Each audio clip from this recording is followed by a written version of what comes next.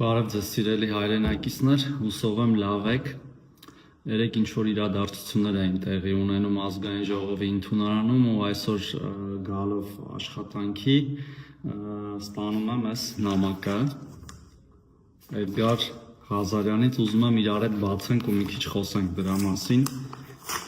այսինչ խեղճատակություն է տեղի ունենում, որին ոմանք լուրջ են վերաբերվում, հատկապես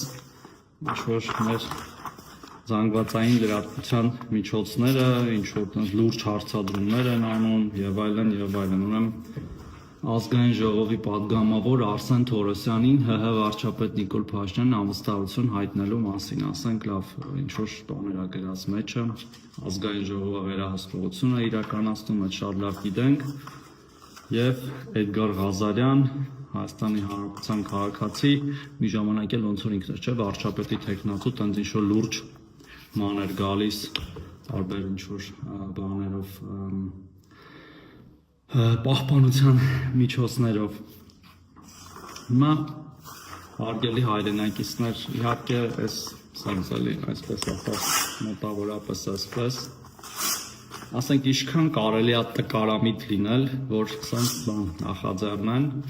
մի ազգային ժողովում, որը մի մեծամասնություն, որը ձևավորվել է ազատ և արդար ընտրությունների միջոցով, որտեղ ընդդիմությունը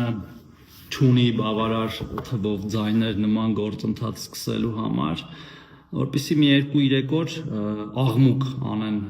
մեդիա դաշտում և նորից եմ կրկնում, ամենամեծ զարմանքը այն է, որ սրան ոմանք մեր հարգարժան գործընկերները լուրջ են վերաբերվում, այսինքն ոնց կարելի է այս մարդկանց առաջինը լուրջ վերաբերվել և երկրորդն էլ այս գործընթացին լուրջ վերաբերվել։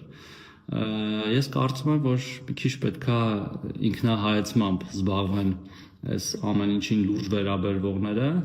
և դադարեն դա անել, ես կարծում եմ շատ կարևոր հարցեր կան լուսաբանելու, ներկայացնելու, բազմաթիվ պրոցեսներ են տեղի ունենում Հայաստանում, որ լուրջ են և այդպես շարունակ, բոլորիդ մաղթում եմ լավ օր, ցտեսություն։